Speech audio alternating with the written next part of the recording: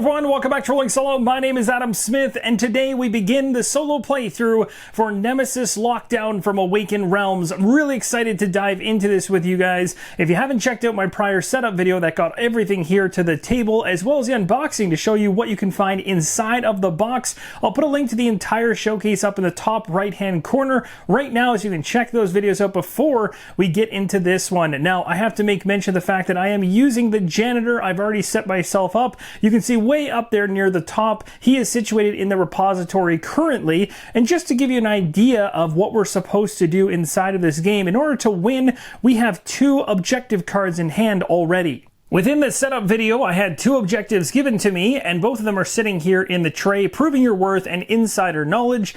When we get to our first encounter with one of the Night Stalkers in the game, we at that point are going to have to discard one of these objectives and start focusing on the leftover one. We get a choice though, which is good. And then on top of that, the card we keep, you'll see there's an or in the middle, meaning we still have 2 options to go for. So right now, we in essence have 4 options to be pushing towards, but as soon as that first encounter happens, we'll be down to just 2 ways to successfully complete our objective, and of course we need to also survive in order to win.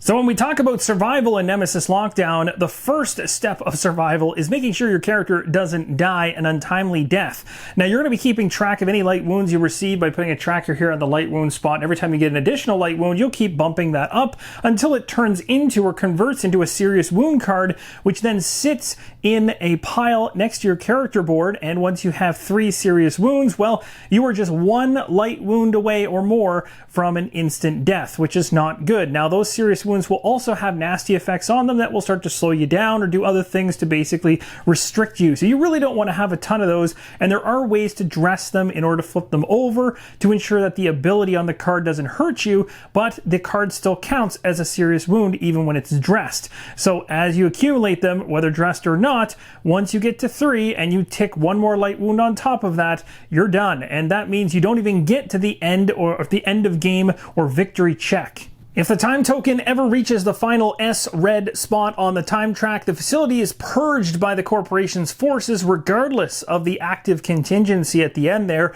and all the characters in the facility who are not in the isolation room die. So if time is running down on us, getting into the isolation room is important.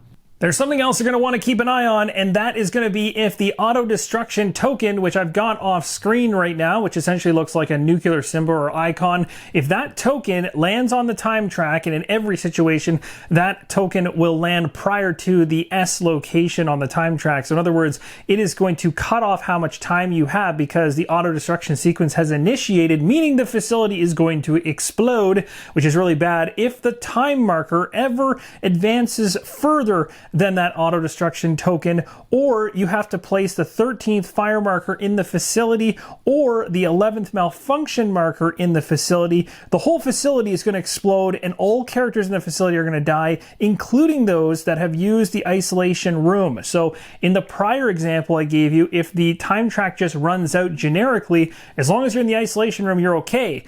In these other 3 cases, if you're in the isolation room, whether it has to do with fire, malfunctions, or an auto-destruct, you're toast. Other ways the end of the game can trigger is if I head to the isolation room or if I flee to the bunker, which I can use the rover that's up at the top of the game mat, or I choose to use one of the CSS pods, or at least attempt to get into one of these CSS pods. And there are tokens across the time track that will flip over, and if I happen to be in the same letter CSS pod that corresponds to the token being flipped over, well, I'm lucky and I can launch away. If I'm not, I end up taking a serious wound. So it's a little bit of a gamble, but it's one way to get out of the facility. So that is going to cover all of the end of game situations or triggers, and I also want to show you the CSS tokens across the time track there. There's 5 of them visible. 1 is hiding right behind the main gate there where the rover's sitting beside it, so it's another way to get out of the facility beyond the CSS pods as well. So those are all the different ways I can escape the facility and try to stay safe, but again, I still need to complete my objective before I escape. I can't just run to the rover and get out of there and say I've called it a win.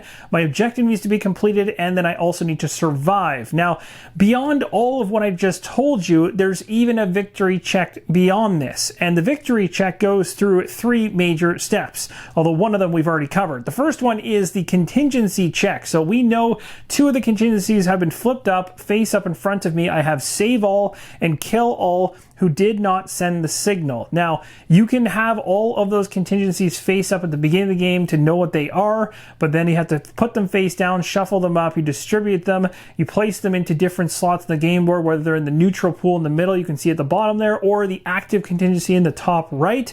The active contingency is the one you're going to be checking at the very end of the game. It's the one you don't know, and that's the one that's going to have an effect on it that you really hope is not going to screw you over. Long story short. So you can essentially try and deduce what is in that active contingency slot by taking a look at the neutral pool in the middle and also knowing what you have face up in front of you on your character to eventually get to the point where you feel comfortable with the contingency that the company has put on the facility. But that's the first thing you need to check when you're doing the victory check. The second thing is around contamination. You're going to get these contamination cards are going to go into your deck, and you'll see that probably happen as we go through the playthrough, so I won't explain the ins and outs of it here, but long story short, these cards can go in your deck, and there is a percentage chance that they're going to have the infected keyword on them when you scan them, and those are really bad. You don't want to have those. You want to try to get rid of them. If you can find them early and get rid of them, that's what you want to do, because even if you're safe, let's say for instance the auto-destruct initiates and you went ahead and you somehow managed to get out of the facility with your objective done, well, if you're infected still, you're still going to lose the game. That's how nasty this game really can be. And then finally, you of course have to complete your objective. That's the final thing. But that, I mean, is almost kind of, should be the first, really. Long story short, those are all the things you need to know in terms of win and loss conditions, at least at a high level. Now let's dive right into gameplay and see whether the janitor can actually pull this off. The first thing you do at the beginning of your turn is to draw up cards. So I've drawn 5 cards into my hand. I've got Interruption here, Demolition, Search, It Should Work, and Rest. The first thing the janitor is going to do is burn 2 cards by discarding them, and I'm going to move carefully from the room I'm in here with the repository into the room to the left of me. Now, the reason I want to do a careful move rather than a regular move is if I do a regular move, I have to roll for noise, which means I randomly place a noise marker, which isn't all that bad because based on the numbers that are surrounding each of the tiles, it may just randomly land where I want it to land, but it could also start to congest areas I plan to heavily travel in, which then raises the chances when you get 2 noise markers in a single corridor that one of the Night Stalkers is going to come out for you. So if I want to carefully move, the benefit with that is I can choose which corridor I want to place the noise marker in, and that can allow me to be a little bit more strategic in terms of how things pan out.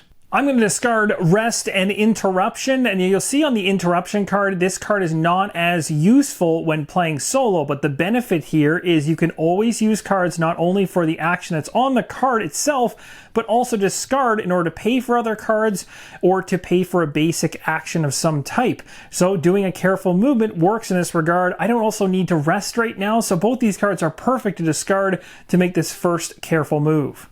The janitor carefully moves into a room called the Contaminated Room. This is a gray room, and you'll see 3 icons in the top right-hand corner, red, yellow, and green. This tells you that if you choose to do a search action inside of this room, then you are able to select from one of those 3 decks. This is actually one of the most handy rooms to get because you get a little bit of a choice in terms of where you search for certain items. You might find yourself a weapon or something that can help you craft, or maybe something that will help you heal.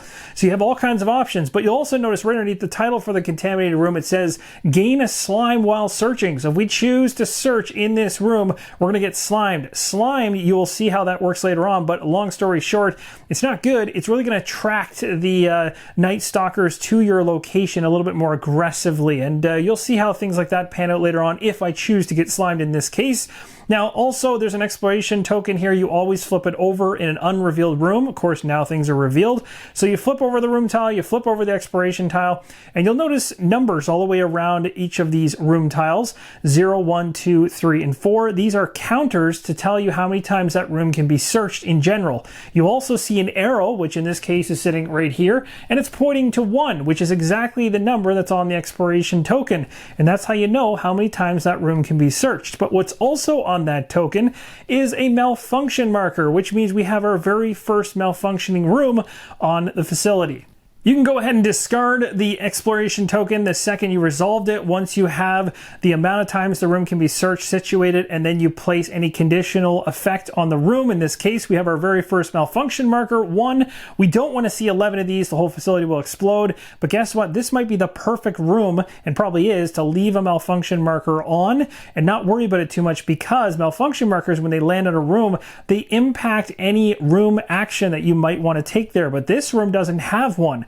Whereas if you look at the repository, there's a 2 next to it. There's an actual room action there. So if there happened to be a malfunction marker there, which there wouldn't be, but if there was, then you wouldn't be able to use that room's actual action, which can kind of hurt you depending on how useful that action is. There's ways in the cards that you have to either fix these malfunctions and to get around them in certain ways. But it's worth mentioning that they are typically there to just kind of annoy you until they get out of control, and they become a kind of an end of game trigger that you really have to keep an eye on. And because I carefully moved, I can choose exactly where I want the noise token to go, so I placed it here. For my next action, I'm going to choose to search inside the contaminated room. This is going to rotate the room to 0, so I can't search again. The card also has a 0 next to the search title, which means I don't have to pay any additional cards out of my hand to use this. Sometimes cards will say maybe search 2, although that card doesn't actually exist, but a good example, search 2 would mean you play the search card, but you also have to pay 2 more cards out of your hand in order to use it. So it's kind of an additional cost to do the action. Now, what does this search allow me to do? It allows me to reduce the item counter by 1, then draw 2 item cards of the same color as the room you're in. In this case, we're in a gray room, which means we can choose from any of the 3 major colors. So we get 2 cards from whichever color we choose, which is pretty awesome. We get to pick one and discard the other to the bottom of its deck. I chose to take my 2 cards from the red-backed item deck, and I got a glow stick and a weapon battery. These are both one-use only cards, but as you can see here, the weapon battery says I can add 3 ammo to my energy weapon. I currently don't have an energy weapon. The weapon I have is called a classic weapon, so this would not give me ammo for the gun I've currently got, but might give me ammo for a gun I get in the future. But that is interesting to note because I may not get it soon enough. So I'm kind of leaning towards the glow stick because it has a pretty cool use to ignore darkness for me if I need to, or if I can get my knowledge up, which it's not very high right now. If I get it to 3, I could use it in a different capacity. One thing I want to mention that I need to correct, for some strange reason, the time token is 1 slot forward. I need to put that back on 15 where it should begin the game. No gameplay effect, but worth mentioning, especially for shots earlier in this video where you saw the time track.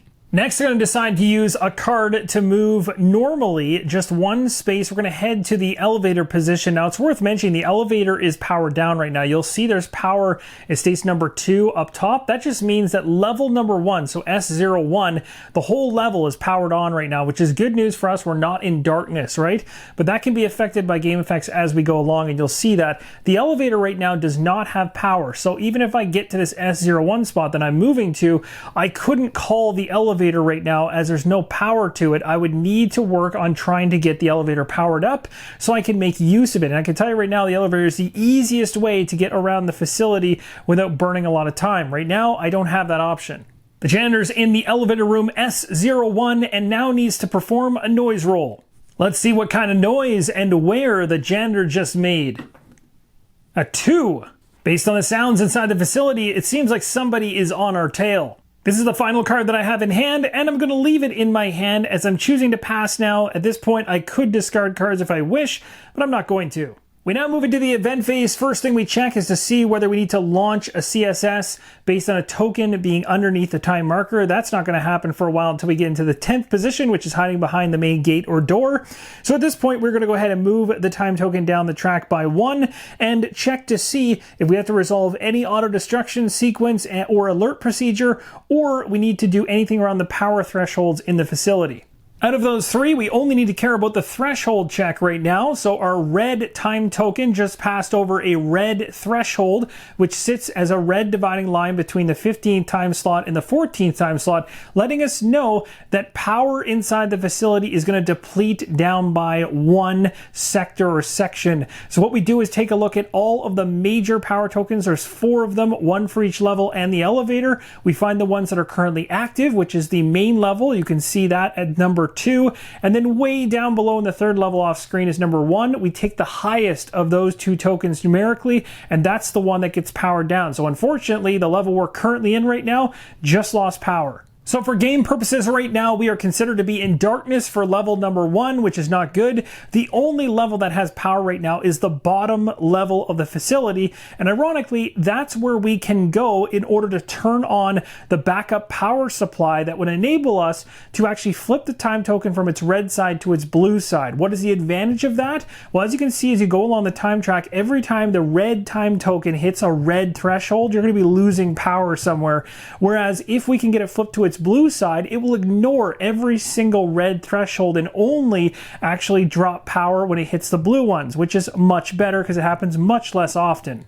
And just so you can visually see how many thresholds there are across the time track now that we're talking about them, there are 1, 2, 3, 4, 5 thresholds that are in red. There are 3 that are in blue. So certainly if we can get down to that third level, turn on the backup power supply, that will really help us going forward. With the power thresholds now done, we move to noise removal. So in sections with power, we're going to remove noise markers in the corridors not connected to the rooms with characters. So in long story short, in this situation, we're on level 1. We have no power. So because we have no power, these noise markers are going to stay. If there were any intruders in play right now, they would attack. We'd also deal with fire damage. None of that's going to apply because we don't have any out in the game board right now. So we move to resolving an event card. Now, when you resolve an event card, you take the top card off the event deck, flip it over, and you'll take a look at the top left-hand corner. It will have all the different symbols for all the different types of Night Stalkers that are going to be moving around in the facility based on the number in the top right in terms of their direction of movement. But we don't have any in play right now, so we can skip past this as the major first thing we check and resolve, which is intruder movement. Second is the actual event effect itself. But as you can see on the card, it's called Consuming Fire, which sounds really bad, but if you read the effect, it says to set the item counter to 0 in each room with a fire marker. We don't have any fire markers, so we're good there. Place a fire marker in each room neighboring a room with a fire marker, so spreading fire all over the place, but again, not going to happen. Perfect time to get this card. And then finally it says fire does not spread through closed doors or technical corridors. Again, this event is a complete wash for us, which is awesome. The last thing we do for the event phase is to do the intruder bag development step, where we basically reach into the bag here and blindly draw 1 token. During this bag development step, when you pull an adult token like I just did, we return this adult intruder token to the intruder bag, and we now perform a noise roll. All right, time to find out whether or not something bad is going to happen to us in the facility. We got ourselves a 1. It appears like the Night Stalkers are starting to track us down. Up there at the very top, we have a new noise marker in the 1 corridor. Again, you just take a look at the room you're in, and there are numbers around it, and that will let you know exactly where the noise marker should go. We now begin a brand new round, and I want to show you the card that I had in my hand from the end of the last player phase. We now go into a new player phase where I draw back up to 5 cards. So we keep the It Should Work card because I decided to rather than discard it. This one says Maintenance Plan. The next one here is Jury Rigging. And the next one is Emergency Key, and then Search. Now this card, my friends, is absolutely awesome. Emergency Key. This one here says if you are in an elevator room, which I currently am, you can call the elevator and use it even if there is no power in the elevator. This is fantastic. This will help me to get to the bottom, lower level of the facility very easily. That worked out flawlessly. Now there's another card in here that I really liked when I was shuffling through them and showing you guys. It was this one here, which unfortunately, I mean, it would cost a lot. You'd have to use the jury rigging card, then pay 2 additional cards, but look what you can do with this. If you find a yellow room or like a gray room I had already been in, although I've already reduced it down to 0 and I can't search there anymore, but if I find another yellow room or gray room in the future, I can use this card in order to obtain a flamethrower or an enviro suit or a taser, and these are 3 of some of the best items you can craft in the game. Now, something else worth mentioning is when you use cards out of your hand, the only time frame that you can't use specific cards out of your hand will be denoted in the top right-hand corner of the card with what looks to be a pistol, and there's either an X through it or there's not. Basically what that means is if it's just a pistol without the X on it, then you can only use that card during combat. If it has an X, you're supposed to use the card outside of combat. So I've been doing that correctly all the way through, but when we get to a point where we actually have some Night Stalkers on the game board, that's going to affect what cards I can use and when I use them. So be aware of that strategy-wise. All right, so we're using the emergency key here for sure. We don't need to discard any additional cards. I am in the elevator room, so right now I'm going to call the elevator and use it even if there's no power in the elevator. This is going to be phenomenal, and we're going to move ourselves all the way down to section 3. Now, what's amazing about this emergency key card is it's allowing me to do a number of things without having to spend the cost associated with normally doing those things. Now, you're seeing kind of the sped up version because I'm using this card, which is so awesome. Not only has the elevator moved without power when it normally needs to have power, and you normally need to spend one card in order to call the elevator in general, I'm going to be able to get on the elevator and go down to the 3rd level floor without also using any type of cards to cost or to spend for that. So normally when things are powered on, it's still going to cost you a couple cards to call the elevator and then use the elevator to get to where you want to. This emergency key card is a really nice streamlined way of getting to where you want when you want to. So our janitor is hopping into the elevator, and now we head to the lower level of the facility. We've now made our way to the lower end of the facility, and again, it reminds you right on the elevator itself with the 1 action cost on it that it takes 1 card normally to use the elevator, but again, we got to do this for free thanks to the emergency key card. We're going to move into section 03 as we've now just finished using the elevator, and we can go from there. Now, it's worth mentioning, you saw earlier when I moved into section 01, I had to make a noise roll because this is considered a room normally, but when you come off of an elevator, you do not make a noise roll. Next up, I'm going to choose to carefully move, discarding 2 cards in order to do so. And I've gone ahead and placed a noise marker behind me and moved into the backup power supply room. Now, I've kept 2 cards in my hand on purpose. Now, the first one I wanted to keep was the one I mentioned earlier, the one that I can potentially use in the future to get the flamethrower, the taser, or even the Enviro suit. All those things could really help me out. There is a con to using the flamethrower, of course. There's the chance that as time goes on, you could start more fires than you may wish to have happen. But the taser is a really good way of defending against Night Stalkers and intruders in general. And of course, the Enviro suit can really help you get out of the facility later on, and that certainly can be helpful once you have your objectives met. We're now in the backup power supply room, as you can see, and this is the only level in the entire facility that actually has power. So we're not in darkness right now. The good news is, by this being on in terms of the power, the backup power supply room action is available to use. It normally would cost 2, but I have a card in hand that's even better. And as a janitor, what better plan can you have than a maintenance plan for dealing with power issues in a facility? So the top one says if you're in a white or yellow room, I'm in a yellow room, use its room action without paying its cost. So this maintenance plan can be just discarded to do so and doesn't cost any additional cards. And if it normally costs 2 to use the room, I've just saved myself a whole bunch of discarded cards. Now, there is a restoring power procedure that you go through when you do this backup power supply action. So when we restore power, we first try and reset the power. So we would normally not perform this step if 3 or more of the power tokens are on the active side. But as you can see, we only have the 1 down in the lower level that's actually active. So right now, the 2 lowest numbered power tokens must be flipped to the blue side. So basically, you're going to have the number 1 token, which is already on its blue side, is flipped up. And the number 2 token way up top where we just left is going to be powered back on. Now, you might be thinking that doesn't really help all that much, but really there's major ripple effects to turning on power in areas you're not even in. And why is this? Because when you get into the event phase, which happens after your player phase, there is a moment where noise tokens can be removed from rooms, or I should say around rooms in corridors where your character isn't present when there's power on that floor. So now that we've activated the top level with power, those noise tokens that are up there, because I'm no longer there, it is going, because the lights have come on, essentially the Night Stalkers thematically can see that nobody's there. Those noise tokens are going to disappear, which is awesome for me because I can go back there in the future and not have to worry about walking through all of them.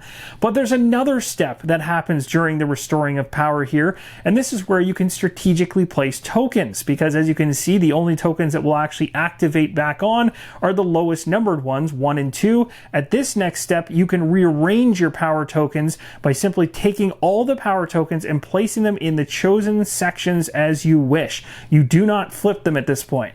Now, saying all that, in this particular situation, we have a perfect scenario. I almost don't want to change the order of anything. I have no plans right away to go to the mid, or I should say to the second level of the facility just yet when I'm already down here in the lower levels.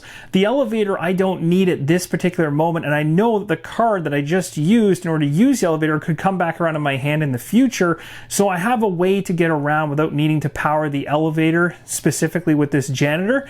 And the other thing is the current tokens 1 and 2 are situated perfectly because the first one to power down will always be the highest numbered token, which means the one in the area that I'm not, which is the top level, will power down first. I'm going to probably be in the lower level for a little bit, so this actual arrangement works perfectly. And the final step of restoring power based on the action I took in the room I'm in is the best one of all, and that is being able to flip over the time token to its activated side, its blue side, basically powering up the facility with backup power, meaning that the next red threshold that's about to trigger when we go to the event phase is not going to have an impact on the facility because I've now turned on backup power. So that is huge. Again, what we'll have to worry about going forward with the power in the facility on the time track activated is any of the blue thresholds, which we can see there will be one in the future from 12 to 11. And of course, there's game effects that could change this as we go, but it puts us in a good spot.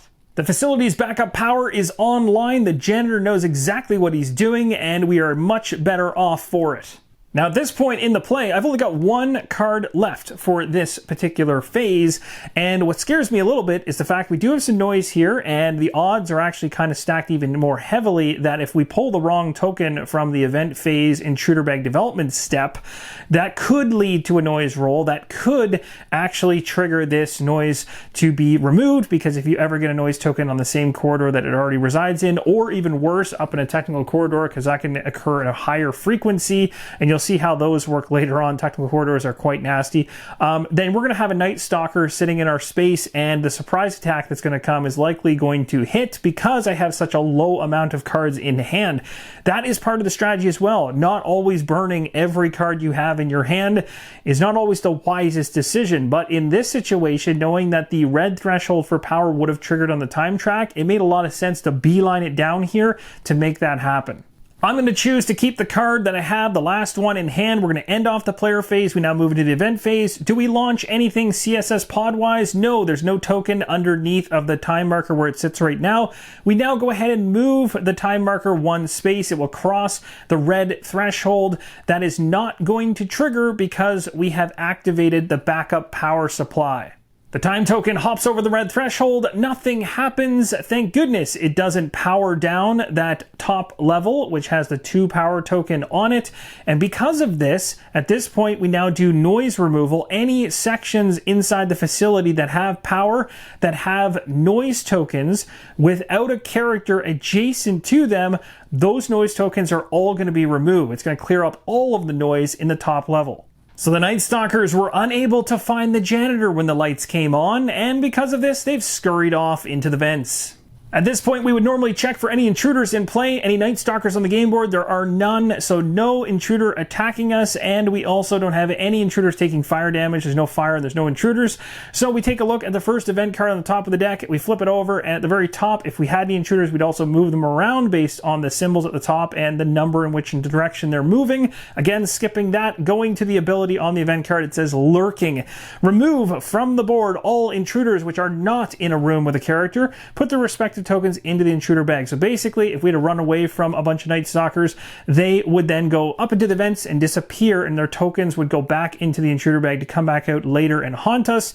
There's also this thing at the bottom of some event cards, which is a dividing line with a powered down section symbol, and what that means is if you're in a section that does not have power, then this additional effect is going to hit you as well. Thank goodness we're in a section with power, although this effect, regardless, even if it triggered, would not hurt us because there is not currently any intruder in combat right now. So either way, we'd be okay. But sometimes, and I can tell you in most cases, that probably isn't going to be the case, and it will be something additional and extra nasty during the event.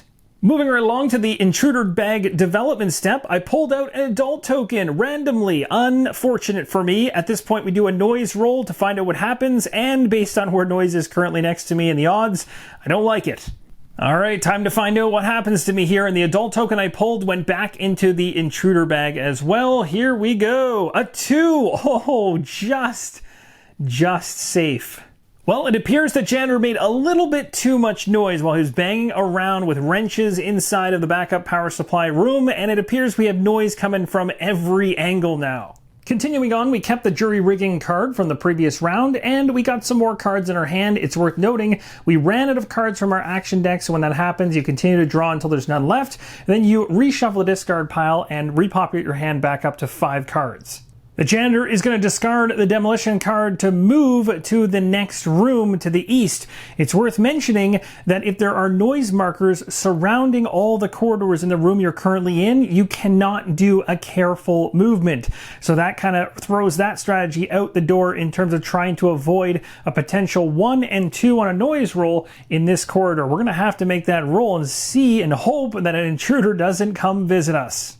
The Janitor makes it into a cooling system room, which has a room action on it, which we can use because the sector's powered on. There's also a computer icon, the first time we've ever seen that, right underneath the room action. This lets us know there might be cards in our hand that can make use of a computer. There's also an actual computer deck we set up at the very top of the neoprene mat that we'll take a look at a little bit later on that could also be useful for us as it gives us a number of options. But there is something in that computer deck that can cause us problems in terms of a lockdown. So it's a really cool thing to use, the computers, but you can only use them to a certain extent before they start to backfire on you.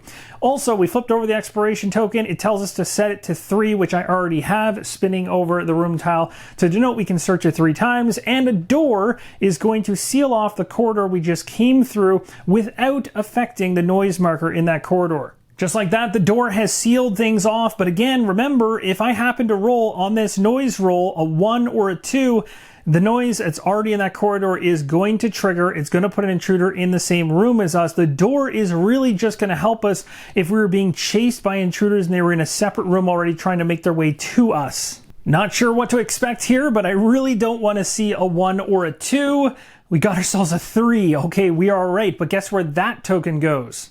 Lucky us, we avoided an encounter, which means we don't have to deal with choosing our objective card just yet.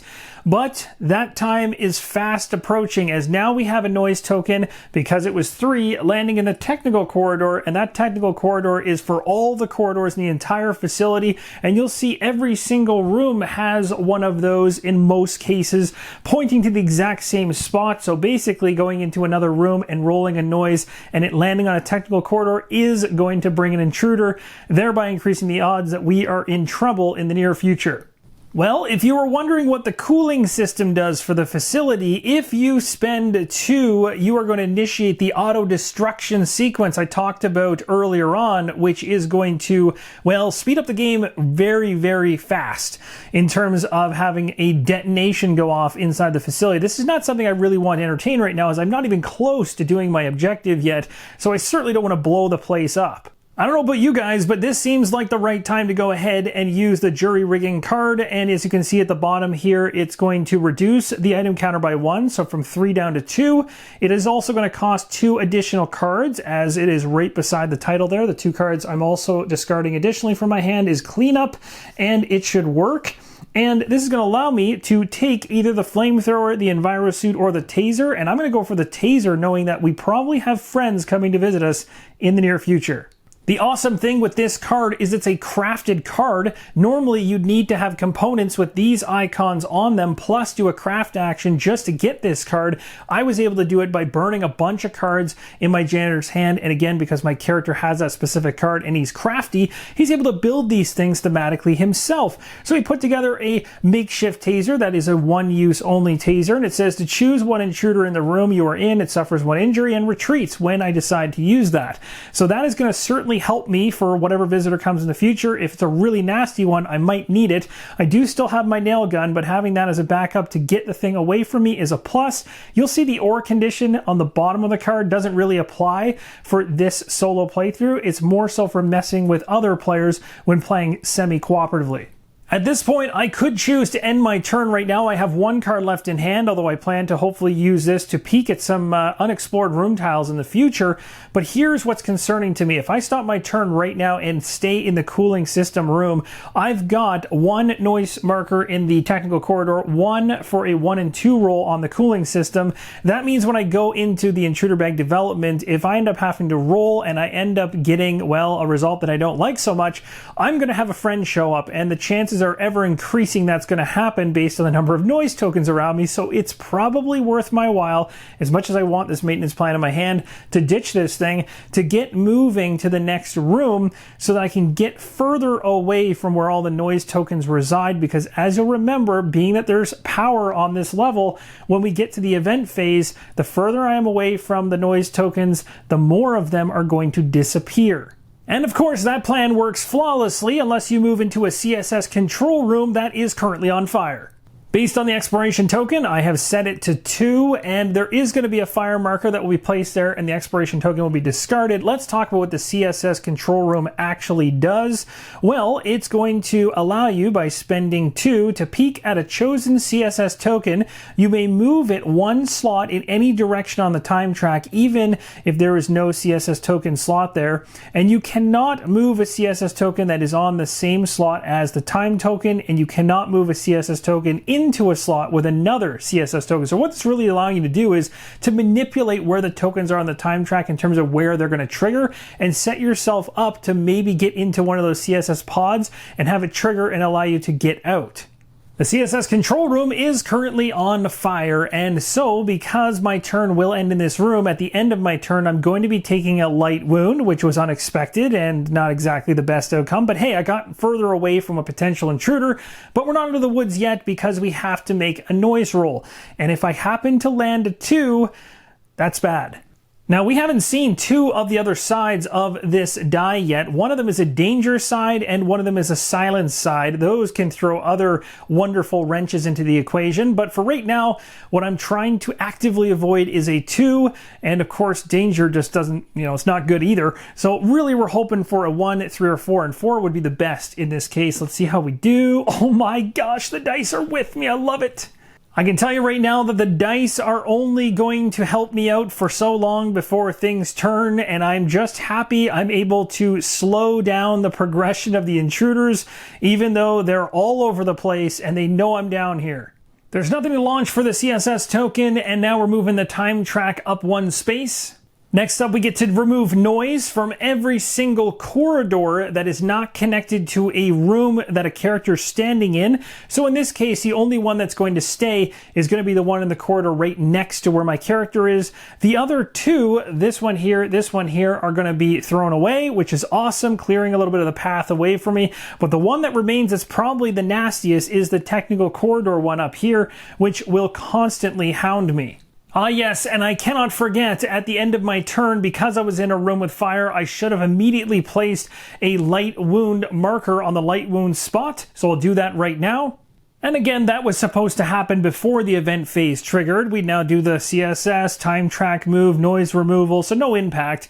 And then the intruders right now would attack, take damage, there's not going to happen. So let's resolve an event and see what the facility throws at us. See, I told you that the game was going to throw something at me soon enough, and it did it at the exact right time. The second I unleashed all the cards in my hand, panic is what sets in here. Each character with no action cards on hand discards 2 ammo. If they do not have enough ammo, they discard 1 of their items, and this is going to be unfortunate.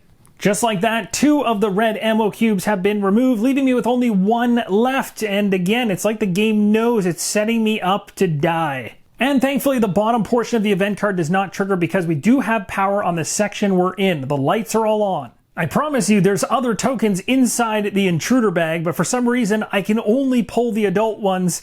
This is going to result in a noise roll, and this token's going back in. All right, here we go. We know we have 1 noise in corridor number 4, and we have the technical corridor number 2. So those are 2 numbers I certainly don't want to see.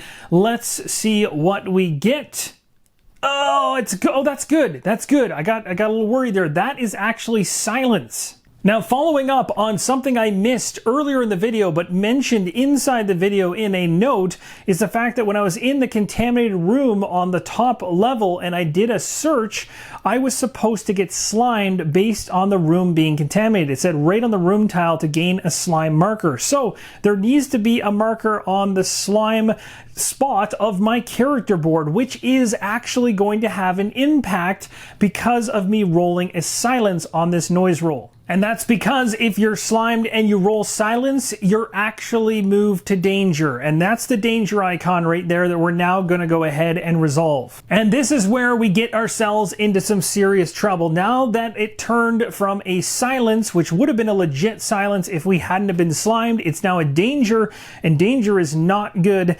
Danger would normally have an intruder in a neighboring room that is not in combat with another character, so that would never happen. But I mean, there could be an actual intruder in another room. They just wouldn't be in combat with another character when playing solo, but they would move into my space right now. And if there's more than one intruder eligible, let's say I'm surrounded by 3 of them, one space away, they'd all come in, which is terrifying. But if there's no intruders out on the game board, what happens instead is a noise marker is placed in each corridor connected to the room that doesn't already have a noise marker, including the technical corridor, if there is an entrance in the room. And there is. So there is going to be noise markers popping up all over the place now. So we now have noise markers in all corridors, including technical corridors that don't already have a noise marker. So that is going to be the corridor labeled as 1 and corridor labeled as 3. It's important to note this type of dropping of noise markers will never trigger an encounter. This can be a point of confusion for some people. So ensure you're just placing noise markers around. The only way that this would have turned into an encounter, in other words, an intruder, would have been if someone had been adjacent to me in a different room and then they'd move into my room. And then at that point, well, you're in trouble. But this is still really bad because it's setting me up to deal with noise markers even as I try and move forward. So that is going to end off the event phase. We're now moving back into a player phase. I've drawn up 5 cards from my action cards deck, which basically drain the entire thing. I'll show you those cards in a second. One thing I need to correct in terms of placement, I was just showing you this visually when I originally got it, was the taser. I had it sitting here in the right hand. It's not supposed to be there. And I knew this. I just put it there visually so you could see it. But I meant to actually take this card and place it up here in my inventory with the glow stick. These types of cards are just regular items. They're supposed to be hidden in a semi-cooperative game. They're not supposed to be placed face down in your hands. Only the cards that actually have the heavy icon on them or the hand symbol are the ones that are slotted into your hand slots. These kind of one-time use items, they all go in your inventory. So I'll be placing that taser up where the glow stick is for future use. Going into the next round, we have a search card, another search card, a rest card, an interruption card, and an emergency key card. I'm going to go ahead and do one more search in this CSS control room. So let's go ahead and draw 2 cards. It has to be from the yellow deck, and then we get to pick one and place the other one at the bottom of the deck. There's only one more search remaining in the CSS control room. The 2 items from the yellow deck that I pulled, one is clothing. It says I could discard a slime marker or dress a serious wound. That certainly could be of use to me, especially the top one right now with that slime marker already showed you how that can screw you over. And then the tool belt here says discard a malfunction marker from the room you're in. That's always good to allow you to use room actions and also decrease how many malfunction markers are in the facility already. Or open and close one door in a corridor connected with you. That's also really handy, being able to seal off any intruders you may be running away from and put up a blockade essentially. So I think in this case though, the clothing makes sense. I really want to get rid of that slime. And just like any items that come from that yellow back deck, these are the type of items that are going to have craft icons on them. And if you can keep the craft icons and not use them, you can then use them to craft items from that top row, like the Enviro suit, the taser, the flamethrower, the pistol, so long as the icons match.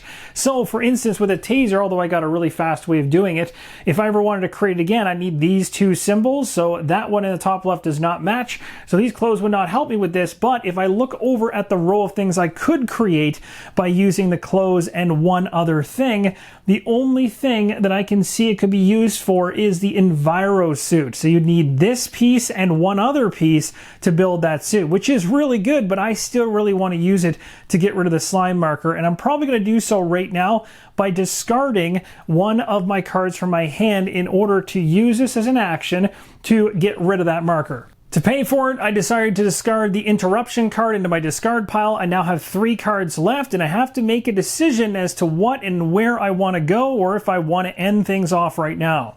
Alright, just before we leave here, I'm going to get a little bit greedy, and we're going to go ahead and search again. I want to see if I can get something else that's going to be worthwhile from that yellow deck. Let's draw 2 cards, and we're going to turn the CSS control room. It can no longer be searched. It reduces from 1 to 0. The 2 cards off the top of the deck are Emergency Access and a Tool Belt. Emergency Access is if you're in an elevator room, call the elevator and use it even if there's no power in the elevator. Now, good card, but I have one of those types of cards already in my character's deck, so it's not really a high priority. And you also note that one doesn't have a craft icon at the very top, whereas the other one does. The Tool Belt, to be completely honest, looks really handy, and if we try to get away from an intruder or maybe seal something in or away, that could be very useful. So I think I'm going to take the Tool Belt this time around. Let's get moving and hope for good things. We're going to go ahead and discard a rest card here in order to do a regular move, because I can't do a careful move as I have 3 noise markers surrounding me all the way around in every corridor possible, including the technical corridor. So we are going to regular move into this room here and see what happens. Well, that worked out really nicely. We found the Deacon Room, and this reminds me that I have a quest specific to the Janitor that when I find and activate an item in the Deacon Room, I'll be able to complete his quest, which will give me something nice. So inside of the Deacon Room, a fire is going full-fledged. The expiration token told us there'll be 3 possible searches here. The Deacon Room itself allows me to perform a decontamination procedure here if I wish. Here is the quest that's specific to the Janitor that's been on my character board or near it the whole time, and it just so happens that I found it. And this one allows me, if I go ahead and spend an action card, I can activate this item in the Deacon Room, which I'm in, and gain it. Now, as much as I want to do that, I only have 1 more card in hand, and we all know what happened last time that panned out. So instead of going a little bit too rash and doing something like this, I'm going to hold off on that. But first, before we even think about anything around the quest, we still have to make our noise roll. And that, well, that's still a little scary. The poor Janitor cannot get away from fire fast enough. It seems to just be all over the bottom section of this particular facility. And it's also worth mentioning, if I want to try and get out of there, I could use the last card in hand to do that. But again, there's risks, as I mentioned before, by having no cards in hand. Here we go with the noise roll. Let's find out if we have even more problems to worry about. And we got ourselves a 3. Alright, and because of that noise marker landing where it did, I think I'm going to stop right here. I'm going to hold on to the emergency key in my hand as the last card, and we're going to go into an event phase. Unfortunately, being in a room with fire at the end of my player phase increases by 1 light wound, bringing my 1 light wound I already had to 2. The next light wound I get will move it to a serious wound card, and that token you're seeing will disappear. The serious wound card not only goes into the total of 3 at max that I can have, but also comes with a nasty negative ability or trigger that's going to constantly hound me, something I don't really want to have happen this early on. First thing we do is look for any CSS tokens. We don't have any to trigger where the time marker is. We're going to go ahead and move the time marker, which will have it pass over a blue threshold. Blue thresholds always reduce the power, so you go to the highest sector token, the highest numbered sector token that is currently powered on, and you power it down. So you can see the top level is 2, the bottom level I'm in right now is 1, so the top level is going to power down. That's going to do it for the time track. Now let's do some noise removal. The 2 noise tokens on either side of the room that I'm in will stay, and the 2 noise tokens further away are disappearing. An event card comes up next, and it says bulkheads open. Open all doors except destroyed doors. So that door that sealed off earlier is going to disappear. If it had been dark down here, it also would have had another effect. We can ignore it for now. For the intruder bag development, we pulled an adult. Again, this token going back inside the bag, and that is another noise roll for me. Alright, here we go. Hoping for positive things, but likely not gonna happen. A 4, that is gonna land exactly where the last noise token is, and we are going to have a visitor for the first time in the gameplay. This is our first encounter. A noise token should be placed right here, and because of this it triggers, which is going to remove all of the noise markers attached to the room we're in. Really unfortunate there's no technical corridor, because that one is going to stay, which is not good. Next step of the encounter is to pull a token from the intruder bag. I got an adult. It seems to be literally the only thing I can pull out of that bag. So we have a full adult Night Stalker showing up inside the Deacon room. An adult Night Stalker is now in the same space as us. I told you guys this was going to happen. It was just a matter of time, and one is shown up. We flip over the token that brought that intruder here, and on the back of it, it will tell you what to check for a surprise attack in terms of the number of cards in your hand. And basically, I have much less cards in hand than are denoted on this token in terms of the powered section, which we are currently in. If we were in the unpowered section, well, it would be even worse chance that we have those cards in hand. So in this case, a surprise attack is going to happen. This is not going to be fun. So drawing a card from the Night Stalker attack deck, as you can see here on the opposite side, this card tells us there's going to be a blood chase, and the only way the attack from the intruder lands from this surprise attack is if the symbol on the card matches the symbol on the token for the intruder that came out, and it does. It's an adult symbol. It's right there, second one in, so it's a blood chase. It says the character suffers 1 light wound and gets a slime marker. That's going to bump me from 2 light wounds up to a serious wound, which is not good. I'll have that to resolve in a second, plus a new slime marker back on my board. And then it says if the character was attacked because of an escape action, which it wasn't, and has any undressed serious wounds, the intruder follows them. Well, that's not going to happen, but the top portion will definitely happen. That's a setback for sure. So when we already have 2 light wounds and we gain another one, this marker just goes down to here, which denotes we grab a serious wound card. This marker comes off. I've already flipped the card from the top of the serious wound deck, and we have bleeding. It says each time you pass in the player phase, your character suffers 1 light wound. So basically at the very end of every single phase that my player goes through, I'm going to be getting a light wound going forward, meaning I'm slowly bleeding out. I really need to dress this thing. So basically, again, you can only have it max 3 serious wounds, but they could be dressed or undressed. And dressed would mean that I could actually flip this card over if I could find something medical in order to bandage up my bleeding to stop that effect from happening. But the card itself still counts towards the maximum number of serious wounds that I can have. But I certainly want to get that dressed as fast as possible. Plus, the slime marker has been placed back on my character board. Going into the next player phase, I've drawn up my cards, reset the action deck, of course, as I ran out of cards, so I had to reshuffle. And I already had the emergency key from the prior round. I've got the jury rigging card, I have a demolition card, a search card, and a maintenance plan card. Now, just before I wrap things up for this video, we need to now go ahead and choose which objective card we want to go after. Taking a look at both of them, we have Proving Your Worth on the left, Insider Knowledge on the right. The one on the left says I need to send the signal and the queen must be killed, or send the signal and the facility must be destroyed. Now, we do have the cooling system revealed, so we could make an effort to try to start the auto destruct sequence and then try to get out of the facility fast enough and make that work, although that is a bit scary. The opposite of that would be to send the signal and take down the queen, which is probably pretty tough. Taking down the queen is not going to be an easy feat, so it's likely we would probably end up going after the bottom portion of that one if we chose it.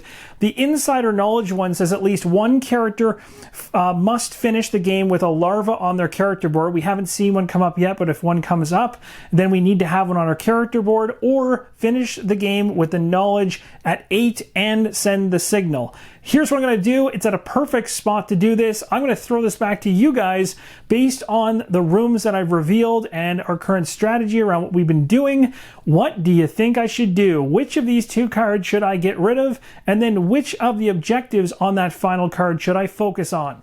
And that, my friends, leads us to a perfect spot to end off part number 1. Let me know in the comments below what you think about the objective question I just proposed to all of you. Really looking forward to seeing your answers down below. I need your help in deciding which objectives to go after. And again, focus on the fact that each card has 2 options.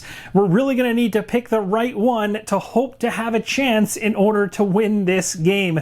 So if you're not part of the Roller Rolling Solo Facebook community. I definitely recommend you check us out there. And there's a large group of people sharing solo games and talking about solo games. We can find a lot of informative information over time in that group. Also, the Discord is extremely active with conversations happening every single day. And on top of that, the Patreon, which is the backbone of the channel, where you can get early access to gameplay videos and other elements that are not here on YouTube. Thank you guys so much for watching. Cannot wait to see your comments down below, and I'll see you in the next episode. And as always, keep on rolling solo.